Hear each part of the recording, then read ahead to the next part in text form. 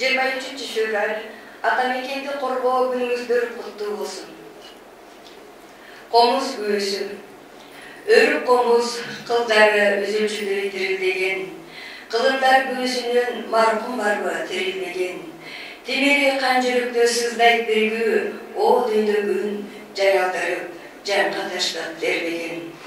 Қырғыз үні доғышында қомыздың, жертілгенде жүрек сыры оғылып, Doğul qatқан қарт тарихтың соғылу, даңғазалу, doğurdun үнін жаңыртқан. Жалғыз дейін, үш қыл, үш бір осы, теріп жерткен, термеп жерткен толғы осы, қырғыз көсі, өніргесі ұлы мұрас, қомызшы қырғыз, қолында қомызы ойдылығын. Жан дүйне сыры, өмірге тырштық қойбоғын, қомызсыз, ақ қалпақсыз білгендей, қырғыздың қырғыздығы елестегдей.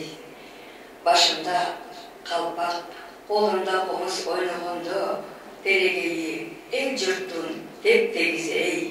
Жан салып қылға, жараты түркін гүйлерді, гүйіні башы түлкі сыры қамбарқан, мұқамды ұрғақ, мұйылтып көнді көңілді, қызытып бүйір, қырғыздың гүйісі құлжып, қылындың қайры, үш қылында қатылып, дирелей черкен, қол тесейлі қағылып.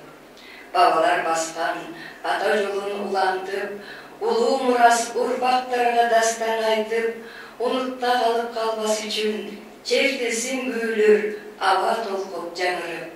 Өрік қомыз өзігінді, өмір бойы, өркінді өтіп, өчпес ұлы өнерді, сақталып сыры, сымбаты көркім қомыздың, санжыралу, салтту көсі оғылысын, тамшы қомыз, өрік қомыз қомызым, ала тоғылу, қырғызымдың